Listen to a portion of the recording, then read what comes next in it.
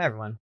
So today we're going to talk about taking the complex numbers and the complex exponentials that we talked about last time and using them to start working on writing finite Fourier series. And where we're going to start is with the general model for a signal built out of harmonics. The first thing that we want to recall is that a harmonic of a particular frequency can be written with a phase shift or without a phase shift. For computation purposes, it's actually easier to write it without the phase shift. And so the generic harmonic of frequency n hertz, so the generic harmonic of frequency n hertz is written a sine of 2 pi nt plus b. The phase shifts are sort of hard to work with because they're buried inside the sign, and it's not always clear how functions with phase interact with functions of different frequencies.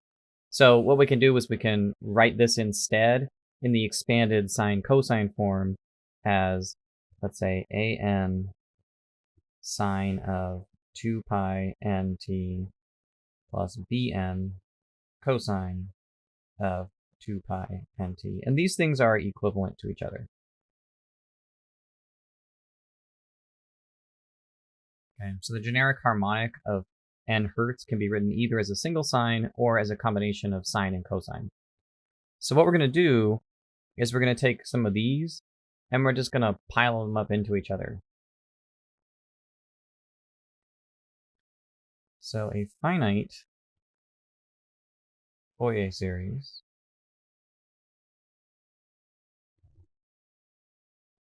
is of the form f of t is equal to a naught over 2 plus the sum from n equals 1 to some fixed capital N, because this is a finite series, of sines and cosines.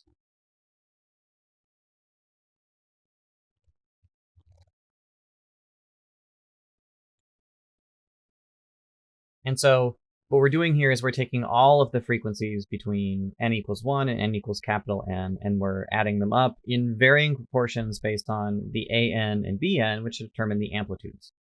So as an example of a function here, we might have something like 1/2 plus 2 sine of 2 pi t plus 4 cosine of 10 pi t plus 3 sine of 10 pi t. So that's an example of sort of a finite Fourier series.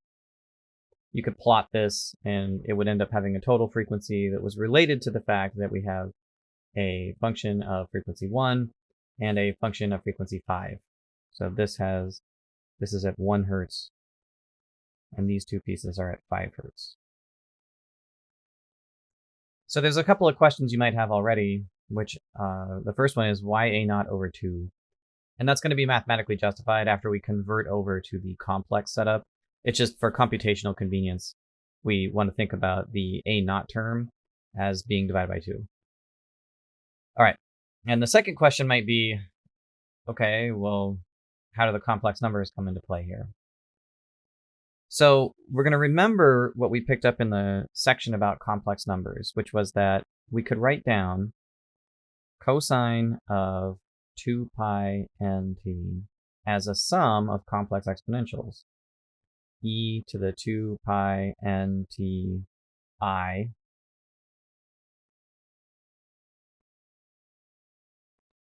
e to the 2 pi int plus e to the minus 2 pi int over 2, and that the sine of 2 pi nt is equal to e to the 2 pi int minus e to the minus 2 pi int, now over 2i. Those came out of the identity that related the complex exponential to sine and cosine. So what's going on in the background here is we're just using the identity that e to the I theta is equal to cosine theta plus I sine theta. So what we can do if we want to make our finite series easier to work with, so if we want to take this, thing and make it easier to work with, we can see if we can use the identity to replace the sine and cosine with just a single complex exponential instead. And that's exactly what we're going to do. So with that substitution, we can take our sum, so f of t a naught over 2 plus the sum from little n, 1 to capital N, of an cosine of 2 pi nt plus bn sine of 2 pi nt. So our finite sum of harmonics. And now we're going to substitute out the cosine and the sine. So this is equal to a naught over 2 plus the sum from n equals 1 to infinity of an times the complex exponential form of this, which is e to the 2 pi I nt plus e to the minus 2 pi I nt over 2. That's the cosine. And then we have the bn times the expression for the sine, which is e to the 2 pi I nt minus e to the minus 2 pi I nt over 2i. Now, if you do some algebra, what you can do is you can take the positive e's and rearrange them so that they're next to each other, and you can take the negative exponent e's and put them next to each other. And what you get when you do that looks like this.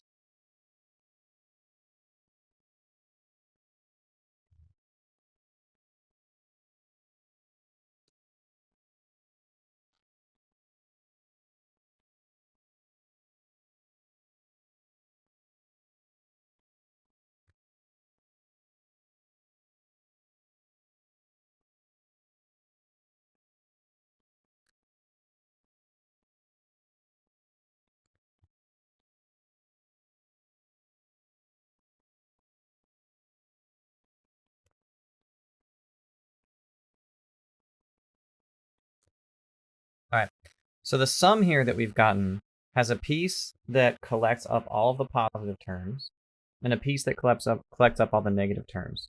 And another thing to notice after you do this algebra is that the a minus IBN and the a plus IBN, those are complex numbers. So the coefficients for a Fourier series are complex numbers. And you can think about what the complex numbers represent, or what they encode, is both amplitude and phase shift. Because every complex number consists of a radius, which we think of as being corresponding to the amplitude of a particular wave of a given frequency, and a rotation, which corresponds to the phase shift of that particular wave. At this point, we're going to make a substitution because we'd like to put these series, we'd like to take these two series and stick them together as one series. And so what we're going to do is we're going to define these quantities right here as the coefficients of new series. So we're going to make the definition. We would like Cn to be equal to 1/2 of an minus IBN.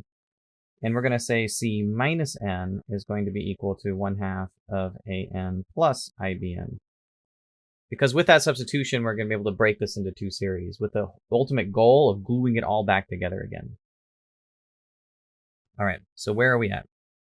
Now we have f of t is equal to a naught over 2 plus the sum from n equals 1 to capital N of Cn e to the 2 pi I nt. So that's the positive sum, plus the sum from n equals 1 to n of c minus n e to the minus 2 pi I nt. Those are the negative terms. Now, in the formula for Cn,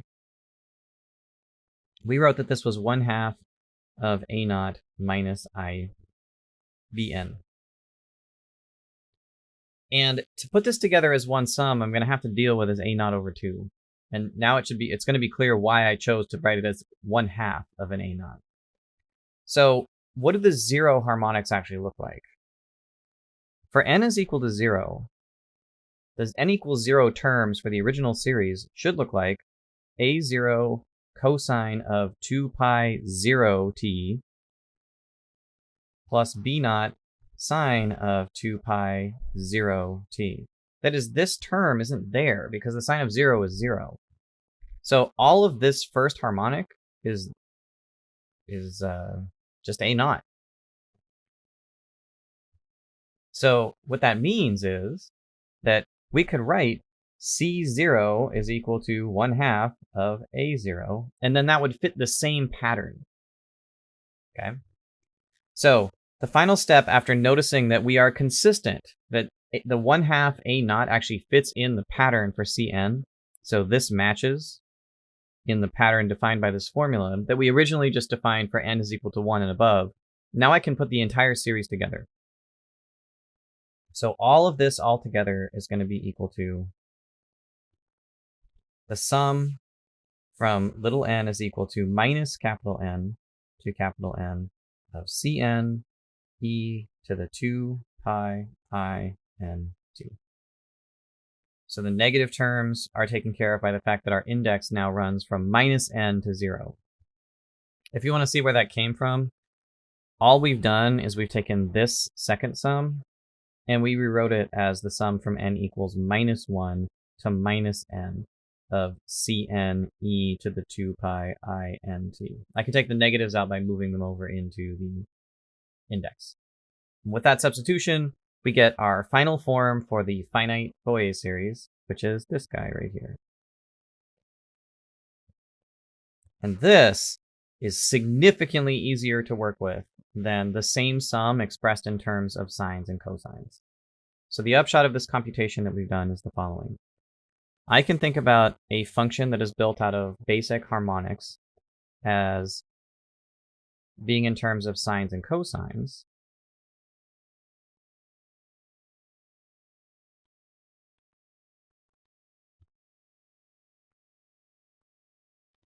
Or, equivalently, I can think about it as entirely in terms of complex exponentials.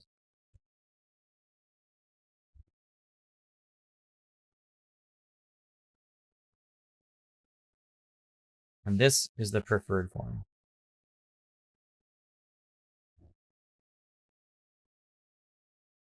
Okay, now I haven't told you how to compute the CNs.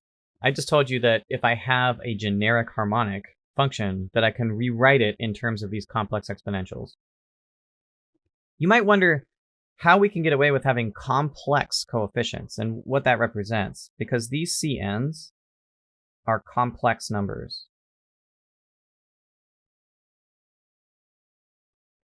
But that's okay, because what the complex numbers are doing is they're encoding both the magnitude of a given harmonic and the phase shift of that harmonic. Remember, if Cn is equal to Rn e to the I theta n, that is in polar form, the Rn represents the magnitude of a harmonic, and the theta n represents the phase of the harmonic. Okay, so the complex coefficients are taking care of both the magnitude and the rotation, because remember, complex numbers are just rotations of real numbers. So don't get overwhelmed by the fact these are complex. Complex numbers you should think of as being deeply related to the unit circle and trigonometry. And all a complex number is doing is measuring how far you went on the real axis and then how much you rotated it by, which is exactly what you want when you're studying harmonics. And we have some properties that we want to point out that make these even easier to work with. So again, we're going to start with our sort of general complex form of a simple periodic function. So we're going to think about that as being the sum from n equals minus n to capital N of Cn e to the 2 pi I n t. Okay, so there's some computational properties about the CNs that are really useful. Remember that when we made the definition for Cn, we wrote that Cn is equal to 1/2 of An minus IBN, and that C minus n is equal to 1/2 of An plus IBN. And that's immediately going to establish two important facts. First, that Cn bar, the complex conjugate of Cn, is C minus n. Okay, so that's an algebraic relationship that's very useful. And the second thing is that the magnitude of Cn is equal to the magnitude of C minus n. Now, you already might wonder what the negative frequencies mean, right? to say that you've got a harmonic with a minus n frequency. What does that mean? Well, when you're going around the unit circle, what it means is that instead of rotating clockwise or counterclockwise around the unit circle, so the positive harmonics, as n increases, you're going this way around the unit circle, right? As the t-value increases with a positive n, you're moving in the standard direction around the unit circle. What the negative frequencies are doing is moving in the opposite direction. So you think about them as having the same phase, but they're propagating backwards. And the total amount of energy contained in a harmonic is the sum of the positive and negative frequencies. But they're symmetric to each other, and they have the same amplitude. So why is the conjugate symmetry property important? So this is called conjugate symmetry.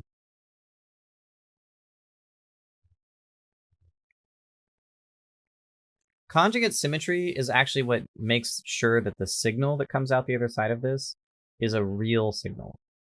So if the positive frequencies and the negative frequencies have coefficients that are conjugate symmetric, then when you add them together, the complex parts, well, there's a positive and then a negative imaginary part, they just cancel out.